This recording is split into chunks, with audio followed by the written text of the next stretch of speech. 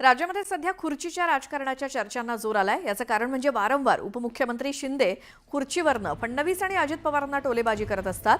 आता अशीच जुगलबंदी विधानसभेत सुद्धा रंगली।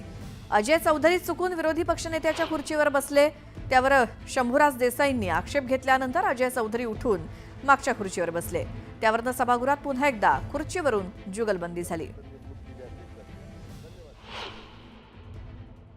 सभागृहाला आपल्याकडनं अशी माहिती हवी आहे की आपण विरोधी पक्ष नेत्यांची नियुक्ती केलेली आहे का या सभागृहामध्ये? कारण विरोधी पक्ष नेत्यांच्या आसनावरती सन्मान्य अजय चौधरी साहेब बसलेले आहेत। आम्हाला त्यांचं अभिनंदन करावं लागेल जर आपण त्यांना तिथं नेमणूक केली असेल तर। विरोधी पक्ष नेत्यांच्या खुर्चीवर बसलेत अध्यक्ष महाराज। अजय चौधरी जसे विरोधी पक्षाच्या खुर्चीवर बसले तसे दादा ते एकनाथ शिंदे साहेबांच्या जागेवर बसलेत। त्याच्यामुळे हा काही फरक आला काय सभागृहात त्याची माहिती आम्हाला द्यावी। कालच शिंदे साहेबांनी सांगितलं आम्ही अदलाबदल करत असतो म्हणून। कालच शिंदे साहेबांनी सांगितलं आम्ही अदलाबदल करत असतो म्हणून।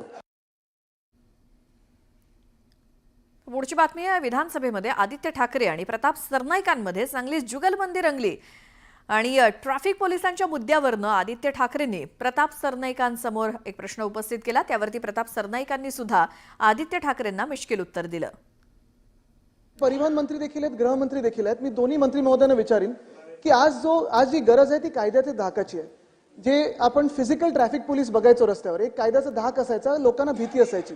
ती भीती गेलेली हल्ली आपण कोस्टल रोड बघा, कोणी रिव्हर्समध्ये येतं, कोणी उलटं चालवतं, मरीन ड्राईव्हर असेल, कुठच्याही छोट्या मोठ्या रस्त्यांवर।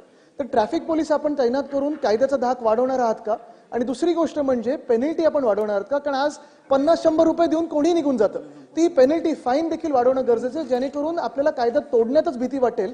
अतिशय चांगला प्रश्न त्यांनी या ठिकाणी विचारलेला आहे। मुंबईमध्ये हे अपघातांचं प्रमाण फार मोठ्या प्रमाणात आहे आणि ही वस्तुस्थिती सुद्धा नाकारता येणार नाही की ड्रिंक अँड ड्राईव्हचं प्रमाण दिवसेंदिवस वाढत चाललेलं असल्या कारणानं ते अपघात वारंवार घडत चाललेले होते आणि जे ड्रायव्हर्स आहेत त्यांना बिलकुल कुणाची भीती नाही, अशा प्रकारे ते बेदरकारपणे वाहन चालवत होते।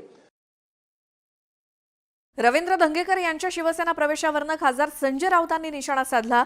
शिवसेनेत सुरू असलेले पक्षप्रवेश हे भीतीपोटी सुरू आहेत असा आरोप राऊतांनी केला। धंगेकर खरोखर का गेले हे त्यांनी त्यांच्या दैवताला स्मरून सांगावं असं आव्हान राऊतांनी दिलं। धंगेकरांनी पक्ष सोडावा असं वातावरण तयार करण्यात आलं, त्यांची कोंडी करण्यात आली, त्यांच्यावर खटले दाखल करण्यात आले, त्यांच्या पत्नीला अटक होईल अशी भीती दाखवण्यात आली आणि त्याच भीतीपोटी रवींद्र धंगेकर शिवसेनेत गेले असा आरोप संजय राऊतांनी केला। हे जे प्रवेश सुरू आहेत अजित पवारांच्या गटात, शिंदे गटात, भाजपमध्ये, हे सरळ सरळ